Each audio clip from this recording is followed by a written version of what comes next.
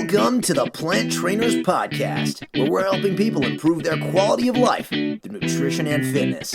And now, your hosts, nutrition and wellness coaches, international speakers, Adam and Shoshana Chaim. Hey, I'm Adam Chaim. And I'm Shoshana Chaim, and we are Propelled by Plants. Today we bring to you episode 362, Nutrition Myth Busting with Dr. Matt Nagra.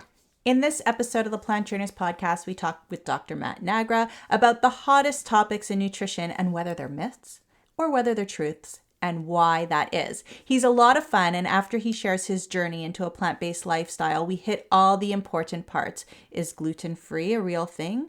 Does soy cause infertility? And will white potatoes make you fat? You may want to take notes on this one so you can walk around with crib sheets so that when your friends state all of the nutrition myths, you'll be able to rebuttal and give them the science. Hopefully you'll have a better understanding on how to navigate nutrition when this is done, so stay tuned to the very end. Dr. Matt is a naturopathic doctor in Vancouver, British Columbia, Canada, who is a passionate advocate for plant-based nutrition. After seeing remarkable improvements in his own health by adopting a healthier diet, he began learning all he could about the science behind this lifestyle and why it works so well. Convinced that the evidence is clear, he's made it his mission to inform as many people as possible that they too can take control of their health. Dr. Matt is a public speaker, author, graduate of the Colin Campbell Center for Nutrition Studies plant-based nutrition program, and he volunteers for the nonprofit nutritionfacts.org.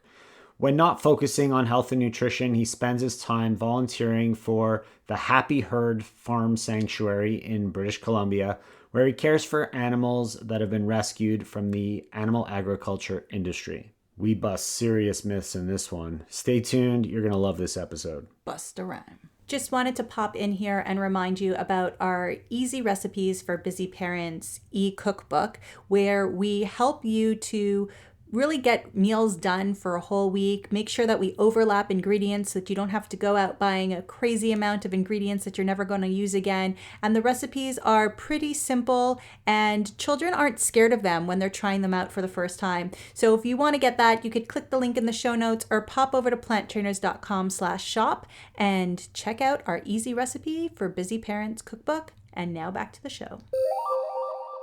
And now for a moment of gratitude.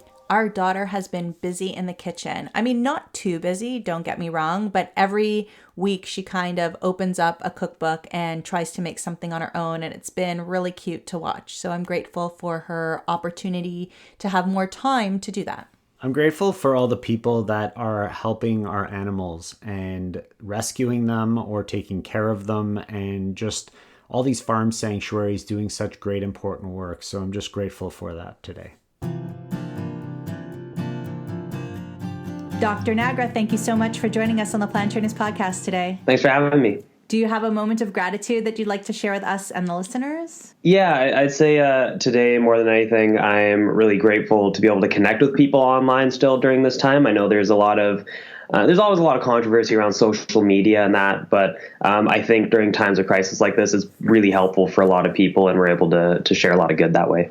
Yeah, it's always great to connect with people that either you know them or you don't, but it's such a great time to really just connect with as many people as possible and just build your network. And we're so lucky to have this technology that we have right now. 100%. So being a doctor of naturopathic, is there nutrition education that comes along with that? Yeah, all 4 years, all the way through, we get some nutrition education. And then during our clinical practice as well, in the last couple of years, we do use it a lot in the practice itself. So it's constant all the way through. Is the nutrition focused on plants, or is it focused on supplements, or how does it work when it comes to nutrition there?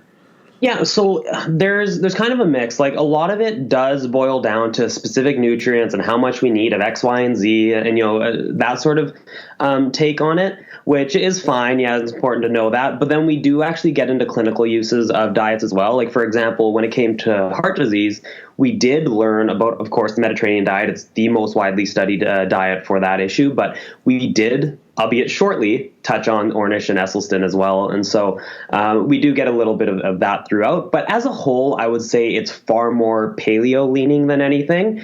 Definitely focusing on the importance of plants, but also the supposed importance of, including some animal products here and there as well. So I wasn't 100% on board with everything that they taught, but as a whole, it's certainly better than getting no nutrition education, as we get in a lot of cases. So does that mean that you were already plant-based while you were going through your studies? Yeah. I was plant-based for 3.5 years prior to starting. And how did you get onto that path? I had a personal trainer who really promoted plant-based diets, predominantly plant-based, not 100%. But when I was younger, I had asthma, allergies, I was overweight, I had these health issues.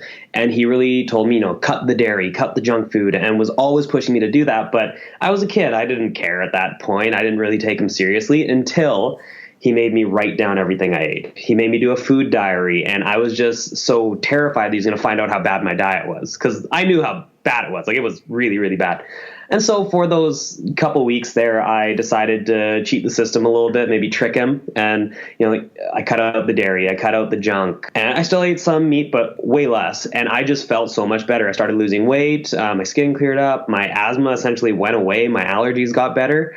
And then I thought, okay, maybe there's something to this. Maybe it's not complete BS like I originally thought. And I just continued to learn from there. I was only 15 at the time, and I just continued to pick up more information, read about it, experiment in different ways. And by the time I went to university, I did decide in my second semester that I wanted to just go all in, and haven't looked back since. It's amazing how people don't really know the impact that the food really has on them until they actually take that step and try it for themselves. No matter what people tell them, no matter what they read, no matter what the research says, they don't believe it until they actually do it. Yeah, 100% agree. So going plant-based in university, did you live at home or were you living on campus? No, I went to university about 2.5 hours away from where my parents were living. So I was living on campus, and that actually made it a bit tougher because, I had these points cards to use in the cafeteria, but really there wasn't a whole lot to eat. Like, the salad bar is going to give me like a whole of 5 calories per meal. I can't sustain myself on that. So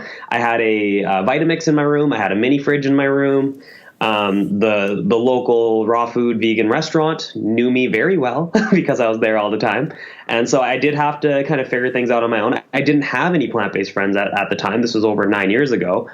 So I was definitely doing a lot of learning. It's way different now. It's become far, far easier. But I'm certainly glad I did make the change when I did.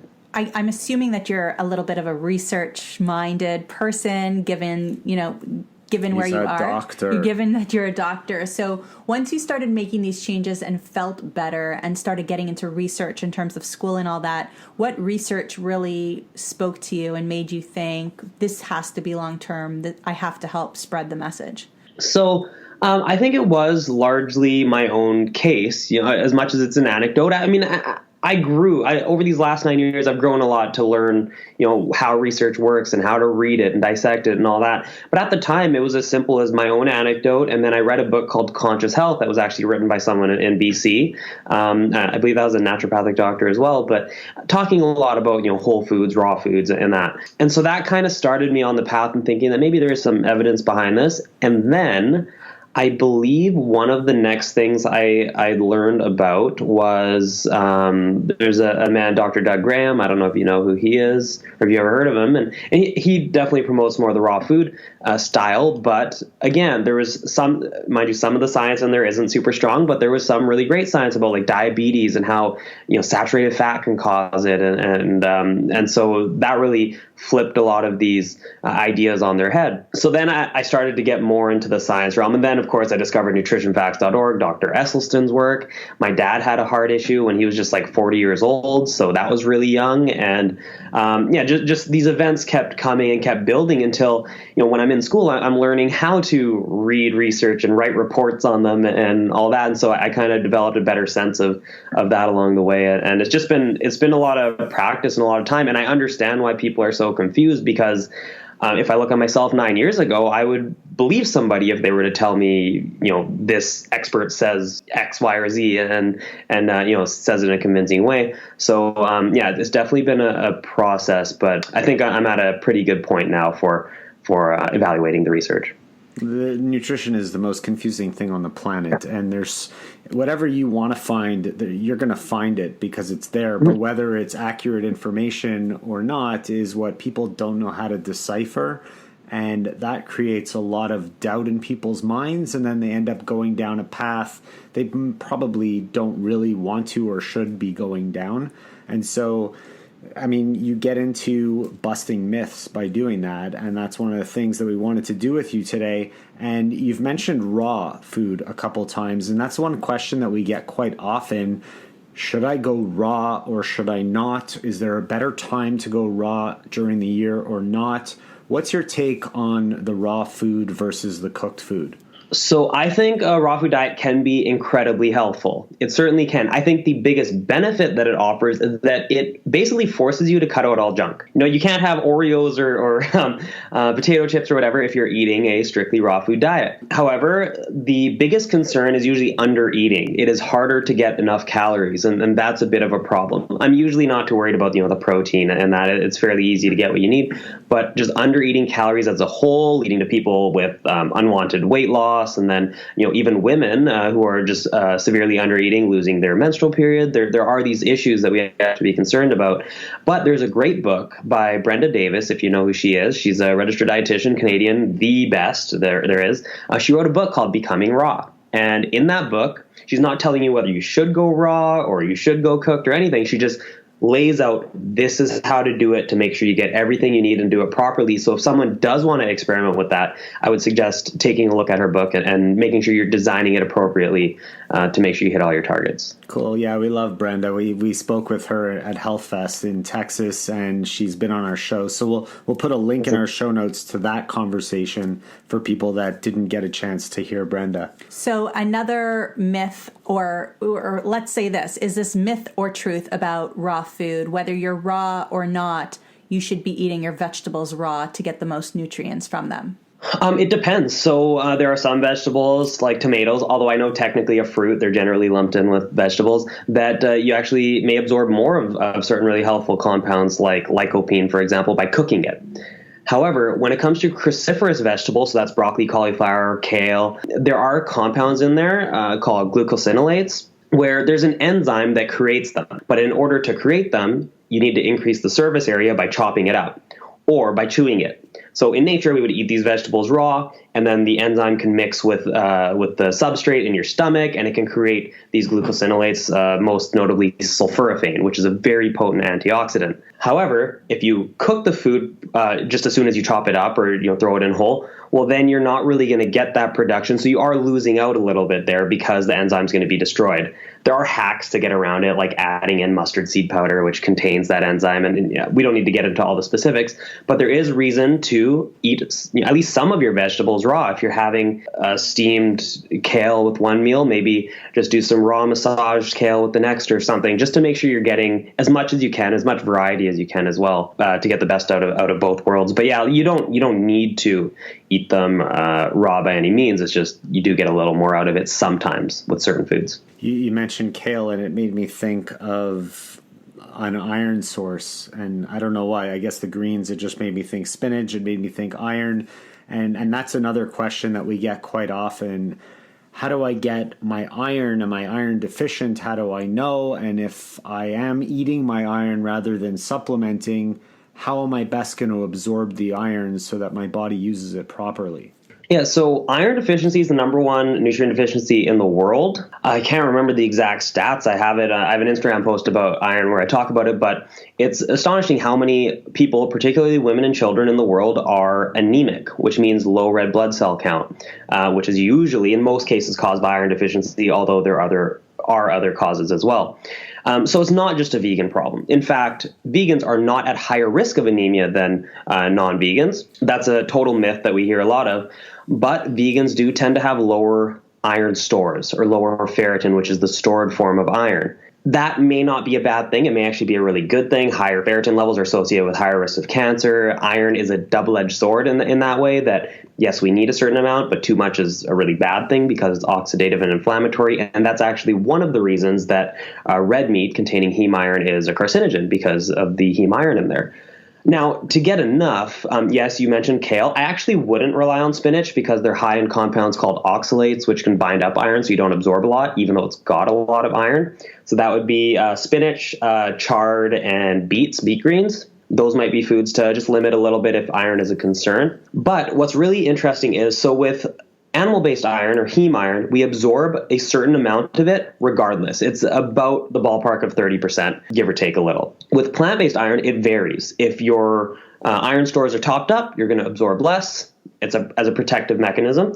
But if you're deficient in iron, you're going to absorb more to make sure you're getting enough. Now, there are things we can do to increase iron absorption as well, which is add vitamin C to your meals. Add some citrus or some broccoli or something that's high in vitamin C, which will increase the absorption. So if you're low in iron, which boosts absorption, and you add vitamin C to the mix, then you're absorbing a very similar amount of iron to what you would get from the red meat source. So you don't actually need to rely on the red meat source. And then, we can go into inhibitors as well. There are compounds like polyphenols in a lot of teas and coffee that can block absorption, as well as those oxalates I mentioned earlier. Chocolate may even be a little bit of concern, although it's super high in iron. So it might balance out a little bit. But as a whole, it's not usually that big of a concern. It's just a concern in general for women of menstruating age because they do lose iron every month. And it's just something that we need to be a little more on top of for them. For men, it's usually not an issue. And if a male is low in iron or anemic, then that's something to investigate. They may be losing blood in some way or not producing enough. And those are other health issues, usually not so much diet related. So if my doctor told me that I shouldn't be vegan because I'm not going to be getting the heme iron from steak, should I have said, you're wrong? I would ask for the evidence on that. I would ask for the evidence and also ask if they're aware of the safety issues with heme iron, because there is clear evidence out there that it's linked to colorectal cancer. And just look at the World Health Organization report. I believe they link the specific reasons why red meat and processed meat were considered carcinogenic, and I'm quite positive that heme iron was one of those. Did your doctor say that to you, or are you just saying what half the people listening their doctor said? That too, but way back when, that was something that he did say to me. Wow. I know we're going to get into it, but I've had people tell me and message me on Instagram about how their oncologist is telling them to avoid soy, like for breast cancer. That is just literally the worst advice I've ever heard. There's no evidence for that. And if anything, we should be recommending soy consumption to people with breast cancer as a protective And we very often get women who start crying because they say, but my doctors told me the complete opposite, and I never want to get it again. And why are they telling me that? So we did talk about soy with Dr. Mehta on episode 280, and I'll put a link to that in our show notes. But for people that didn't hear that episode and don't want to go back to it perhaps, let's talk about soy for a second, because it's still something that is so taboo, and people are very concerned about it. And from what I understand, it came from one big study that I believe Weston Price was the one who backed that whole thing. I might be wrong on the name, but I don't think so. And the media just blew it up, and soy became so evil, and people were told to avoid it. But tell us the truth. So we have, really most of the evidence against soy is actually based on animal models. It's based on extracting these phytoestrogens, the isoflavones, and either feeding high concentrations of them or injecting them into animal models, and then they have issues. And sure, fair enough, but A, they aren't humans, and B, they're getting really high concentrations, so we shouldn't really rely on that. Outside of that, there are also a couple case studies. So these are individual people who ended up, like males, who ended up with some gynecomastia, breast growth, because they were consuming ridiculously high amounts of soy. So we're talking, a gallon or here in Canada, 4 liters of soy milk, plus other soy products on top of that. Per day? Per day, yeah. Deadlines. Yeah, that's a lot. A ton, yeah. And so in normal amounts, we'll say even 3 to 5 servings a day. There's no evidence to that. We have research on tens of thousands of people across Asia with varying amounts of soy consumption. And across the board, we see the more soy consumption, the lower risk of breast cancer, the lower risk of prostate cancer. There's no evidence of effects on estrogen or testosterone in men or women for that matter. It is just nothing but safe. The American Academy of Pediatrics recommends soy-based formula as an alternative to cow's milk formula for mothers who can't produce enough breast milk. And again, they've reported that there's no convincing evidence of adverse effects on growing children. So these are just falsehoods across the board. And I've made several posts about soy. Actually, funny enough, we're talking about my kind of journey into getting more into the research on this. The first study I ever debunked on my own without looking up other sources or anything was one on soy consumption and sperm count and motility. And what they report in the title, they say soy consumption lowers sperm count. And so, at first thought, you're like, okay, that's not good. And then you read into it, and what they found was that the concentration, so if you take a 1 millimeter portion of the semen, there's actually a lower number of sperm cells in that. But the thing was, soy actually increased the overall volume, so the count never changed. The total count was the same. And so when I saw that, I was like, okay, that can't be right. And then I looked up nutritionfacts.org, and he'd already debunked it. And I was so proud of myself. That was like years ago. But yeah, that was the first one. And so there's just so many myths about soy all over the place. So that's a good one. So it would be a myth that men eating soy would be less fertile. That's a myth. Right. Based on what we know, yeah. I just wanted to take a moment to thank everybody who's been contributing to my 10K a day virtual community event in support of the Make-A-Wish Foundation. And if you're interested in joining me for the rest of the month of June, I'm running 10K a day. You could bike, run, walk 10K a day, or do anything active. And let the community know by going to planttrainers.com/10KADAY and join in and support any way that you can. Really appreciate you getting more active this month. That's what this is all about, and supporting a Make-A-Wish Foundation as well. Now, back to the show. That's super cool. I like the idea of that, because you really have to know how to look into the research, like we were saying before. And all of these other cases, it sounds like it's not the soy that was the problem. It was the large portion that was the problem. And anything in a large portion can be like vitamin C. Right now in the world, everybody's taking vitamin C. But so truth or myth, you can't have enough vitamin C, so get as much as you can. I mean, there's always going to be like super physiologic doses of all this stuff. Now, there might be some benefit to IV vitamin C, actually. The research kind of mixed on it for certain issues, but it doesn't mean we need to go nuts with it either. Like if you're eating a whole foods plant-based diet, the amount of vitamin C, I track it on Chronometer occasionally just to post on social media and let people know that I hit all my targets. The vitamin C is like red because I'm getting so much, it's like 10 times or whatever that you need. So yeah, we don't need to be super dosing a lot of this stuff. There isn't a lot of research behind like super dosing or mega dosing a lot of specific vitamins. I tend to use diet first, and then, of course, supplementing with B12, vitamin D, the few that we might actually need. I think a lot of people get into trouble because they're mainly headline readers and they don't get into the actual articles. They see a headline or they hear a headline on the news and they just believe it because that's what's being said. And without actually getting deep into it and understanding what's happening, they're missing the actual truth behind the whole story. And we get into this a lot. It's a daytime talk show syndrome, right? You could turn on the TV every day of the week on a different hour, watch a different show, and you could learn something different about nutrition that doesn't necessarily have the science behind it. And if you try to do it all, even on the same show. Yeah, even on the same show in the same hour. The Dr. Oz show is not good for that. I feel like it's flavor of the week every week. There's one day he's saying the vegan diet's the best. The next day he's saying keto's the best. Like it's literally just the next episode, and it just drives me nuts. Yeah. So what about myth or truth? If you don't eat table salt, you won't have enough iodine in your diet.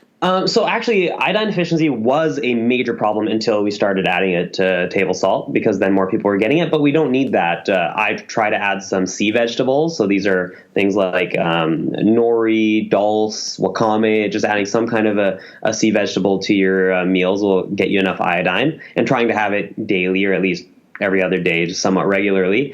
Or some people, if they aren't getting that, if they don't like sea vegetables, you can always supplement, and standard recommendations are about 150 micrograms per day. But yeah, food, totally able to get it through diet that way. Make some nori rolls, sushi rolls at home or wherever, and you'll get what you need.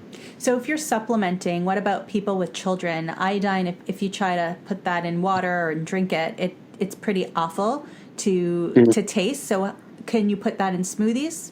Yeah, it should be fine in smoothies too. But what I actually do with dulse, I have a sheet of dulse. I'll take off a little bit, and say if I'm making a salad dressing at home and I want a little saltiness to it, I'll actually blend it right in. So it's just like adding salt almost. It has a little bit of a sea kind of flavor, but yeah, I don't mind that. I think that's a good way to sneak it into a kid's meal too, if you want to do that. Perfect. Good. Myth or truth? Potatoes will make me fat. No. I'm setting up some good ones here. Yeah. Overeating as a whole, overeating calories, that's a problem for sure. And potatoes, maybe it's easier to overeat on. But people who fear carbs don't really understand the physiology behind it. So with carbohydrates, they aren't very efficiently converted to fat. So we actually, we have research on this where you overfeed people with carbohydrates or you overfeed them with fats, same amount of calories in both groups. The fat group will actually put on a little bit more fat than the carbohydrate group, but that's not a big deal. What's more important is we can look at this process called de novo lipogenesis, which is the conversion of carbohydrates to fat in the liver. And you actually find it's like maybe a couple percent max of the carbohydrates that they're taking in that actually gets converted to fat. So what's happening is they're preferentially burning those carbohydrates. So even if they're overeating carbohydrates, those are getting burned, but they still have an excess of calories. And so the fat that they're eating just gets stored as fat. Fat is way more efficiently stored as fat. So as a whole, still we want to watch, overeating and all that, but to blame a specific food, especially a carbohydrate food for that and saying that, you eat it, it gets converted to fat, not true at all. It's a couple percent, unless you're eating like, I think it's 4,500, 5,000 calories or something high like that, then that conversion rate can actually increase to something substantial. So can I ask about fatty liver syndrome then? So people who have fatty liver who are not drinkers, does that mean that plant-based people would be less likely to get that than omnivores? So there's actually research on plant-based diets and non-alcoholic fatty liver disease, and it does seem to be beneficial. However, if you are eating things like high fructose corn syrup or these high fructose sources where they're carbohydrates, and yes, they aren't super efficiently converted to fats, where they're converted to fats is in the liver. So even though there's only a small amount of that fat being produced, it's happening in the liver. So it's still something we want to limit. We want to limit those processed carbohydrates. We want to focus on the whole foods. But as a whole, no, it's not something to worry about. We'd be more worried about those high saturated fat meals that are going to lead to cholesterol production in the liver and blowing it up that way. I want to come back. I know you jumped to food, but I want to come back to calcium because that seems to be calcium/magnesium. I know they're two different minerals to talk about, but a lot of people take them together because that's how they come in a capsule. So do they have to be taken together? Can you get them each from food? And is that better than supplementing if possible? Yeah, especially for calcium. Calcium does affect our heart rhythms too, so you don't want to take too much of it through supplementation. But when we look at research on vegans, there's the EPIC Oxford study. This is tens of thousands of people in the UK, and they're comparing different diet patterns, and they found that vegans have a higher fracture risk. So they actually do. However, when they looked at the amount of calcium they're eating, if you take just the vegans who hit 525 milligrams of calcium or more, which is not a lot, it's like half of what you're recommended to get in a day, then you don't have an increased fracture risk. So when we look at vegans that maybe aren't eating their greens and their beans and making sure they're getting all their calcium that way, then yeah, you can possibly have a higher fracture risk, but it's not because they're vegan, it's just because they aren't eating the right types of foods or enough of them. So if you're hitting that minimum 525 milligrams per day, it doesn't seem to be an issue. I usually tell people to aim a bit higher just because the number of vegans in that study who were meeting that threshold wasn't super high. So just as a safety measure, maybe aim for 600-700 or so milligrams a day. Not super hard to get. And sources, again, the dark greens, the same ones with iron, your legumes, firm tofu is a super good source. Very, very good source. And now for magnesium, again, a lot of the same sources like beans, whole grains, and greens. But that is one that sometimes I actually will suggest supplementation to people. So it can really help with muscle recovery.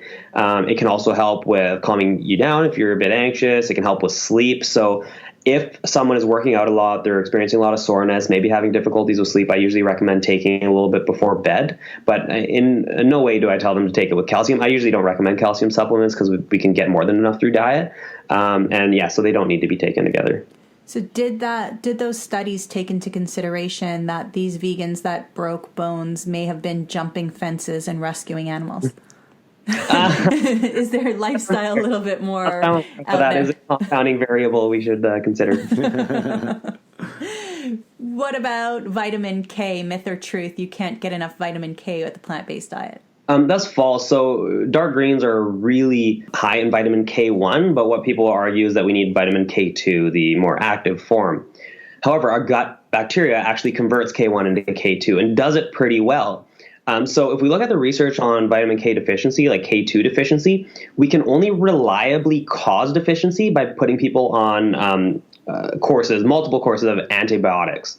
So if you do multiple courses of antibiotics, your gut microbiome's all trashed, you don't have the gut flora there to make that K2 for you, then you can become deficient. Maybe you want to supplement temporarily in that case. But for anybody with a healthy gut, vitamin K2 is not going to be a problem. You'll get enough. I don't believe there's any evidence to suggest otherwise. Someone knows of that, please send it to me. But to my knowledge, it's not the case. Is there a test that you could do to see if you're deficient in K2?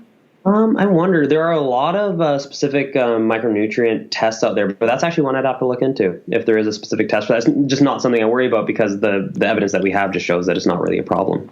And what if the antibiotic use was in the past?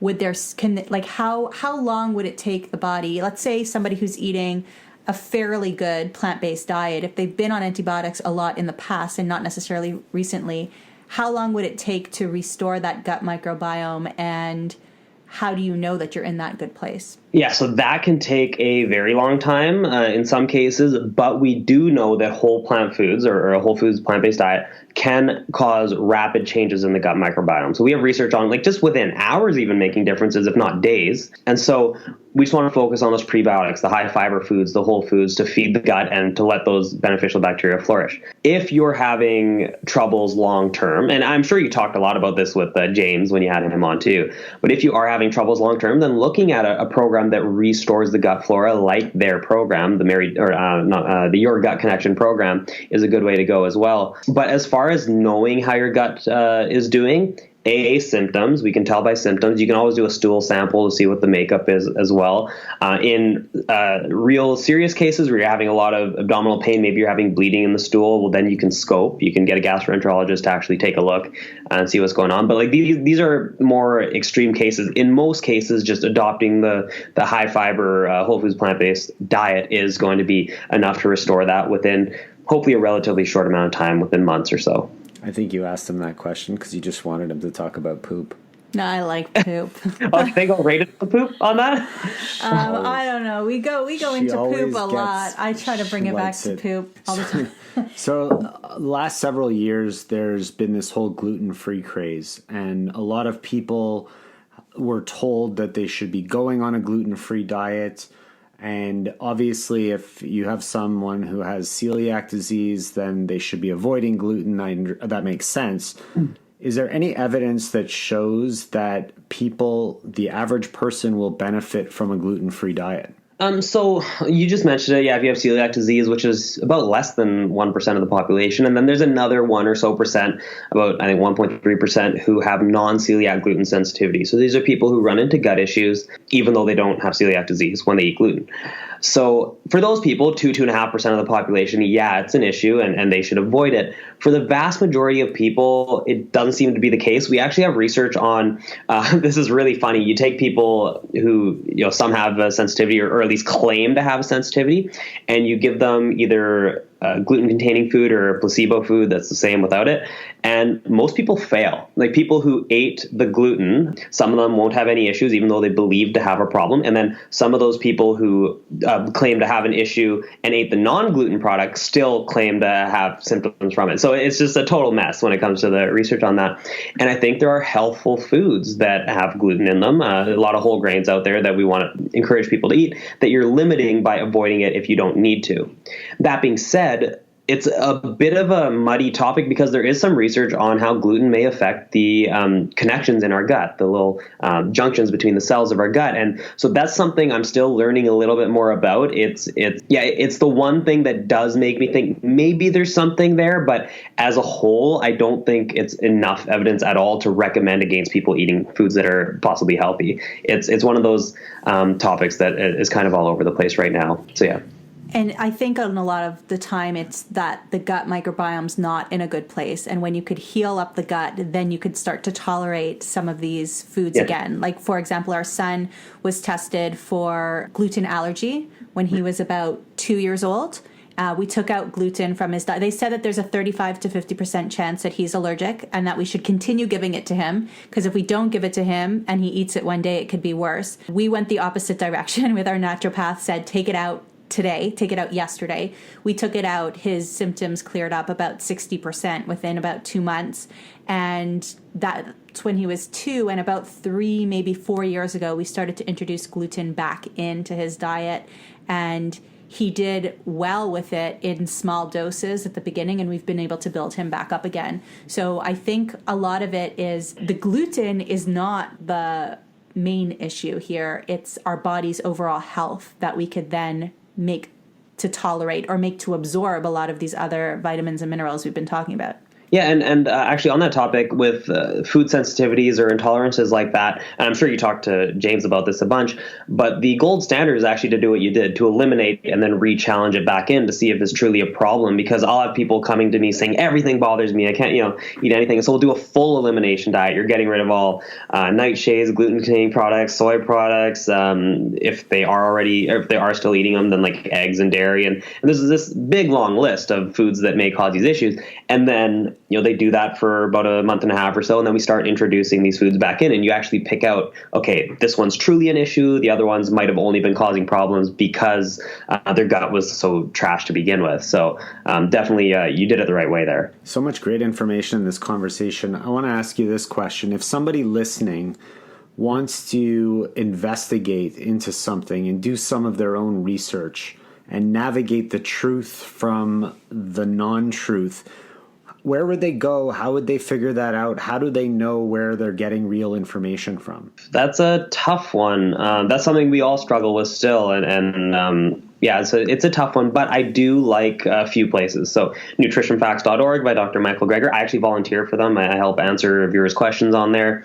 That's one that I think is just a good, reliable source for most people. If you have any kind of health topics, say you're concerned about, I don't know, diabetes, and you want to know, is it the saturated fat, is it the sugar, what is it? Then just go to Nutrition Facts, type in diabetes, and there would be just a whole host of videos for you to look at, and you'll probably go down a large rabbit hole there. So that's one.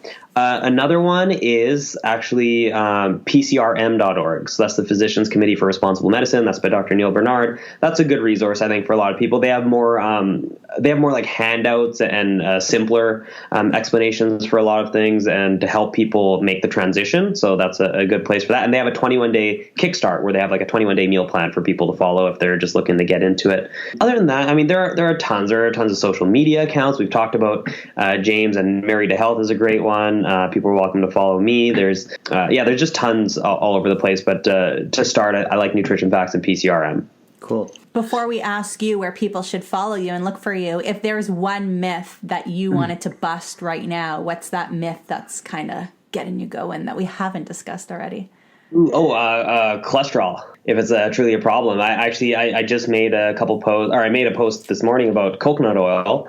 And in there I mentioned how it raises cholesterol. And then I had someone, another doctor actually mention on there that, the cholesterol myth, it's not a problem. People with lower cholesterols have higher mortality risks or higher rates of death in older age. And so I had to respond with the evidence on that. And I made several posts about cholesterol because it just drives me nuts. It's one of the ones that I think the average person doesn't actually care as much about. But in the scientific community, there's so much misinformation that it bothers me. But it is absolutely an issue. There is consensus that it's causal in atherosclerosis, heart disease. It causes heart disease. People who have low rates of or low levels of LDL or bad cholesterol from birth, so they have genetically low levels, they have massively reduced risk of developing it in older age. And then we get to this myth of people with lower levels having issues in older age, but it's actually not the low LDL cholesterol that causes their higher rates of mortality. Is the fact that they're sick. So several conditions, cancers, other diseases that cause you to eat less. There's medications that actually lower cholesterol. So people with lower cholesterol in older age have lower cholesterol because they're sick. It's not the other way around. And so that's a common issue as well. And I mean, I can go on and on about this topic. So one of the rebuttals that we'll hear quite often is, your body doesn't make enough of its own cholesterol, so you still need some outside input. Yeah, no, you just got me riled up. Okay. So we have research on high dose statins. So statins are the most commonly given cholesterol lowering medication. So high dose statins, and then there's another drug called PCSK9 inhibitors, which drop LDL levels to basically nothing, down to almost nothing. Now we can actually see some regression of atherosclerosis. So we can, by dropping LDL cholesterol that low, you can possibly see some shrinkage of the plaques in the arteries. But that's not the main point. With those trials on, say, PCSK9 inhibitors, we don't see any adverse hormonal effects. There's research published on that. They've looked for it, no adverse effects, and that's usually the reason people think we need cholesterol, is because it's important for building hormones. But our body absolutely makes enough. We can abolish those levels down to very, very minimal levels and still no issues. So that is false. Oh my gosh, And I can't wait to have you back. Yeah, you got a ton of good information. This is great. Thanks for sharing with our listeners. If people want to reach out and connect with you, where would be the best place for them to go? So I'm most active on Instagram. That's at Dr. Matthew Nagra, Dr. Nagra. I also have Facebook, Dr. Matthew Nagra, MD, and on Twitter at Dr. Matthew Nagra. I'm just not quite as active in those places. And then I have a website, drmatthewnagra.com, where I post some larger articles that won't fit in a little Instagram caption. And then I also have some recipes there as well as contact info and email. And if people are in BC by any chance, because you're Canadian as well, I am currently seeing patients online via video because we're closed down for now. So if people do want to reach out and work on their health in that way and they're based in BC, I'm happy to do that as well. Thank you so much for everything you're doing and for joining us today on the Plant Trainers podcast. It's been a lot of fun. Yeah, no problem. Thanks. It's always fun talking about these things. Thank you all so much for listening to this edition of the Plant Trainers podcast. We want to make sure that you subscribe on iTunes, Google Play, iHeartRadio, Stitcher, or any other podcasting platform. We really appreciate the feedback we receive from you. Every time we get a 5-star rating or review on iTunes from one of our fans, it really helps other people find us just like you did. Thanks so much to our patrons. To become a patron, visit us at patreon.com/planttrainers. Even supporting us with $1 really makes a difference in the quality of the show. And don't forget to connect with us on Instagram and Twitter. Our handle is @PlantTrainers. Like Plant Trainers on Facebook, join our newsletter, and check out our website at planttrainers.com for awesome recipes, a list of our services, and of course, our latest podcast. We encourage you to email your questions to info@planttrainers.com so that we can help you improve your quality of life through nutrition and fitness. So we hope we've inspired you today. Join us again next time And have a healthy day. Or is that too corny? It's a little cheesy.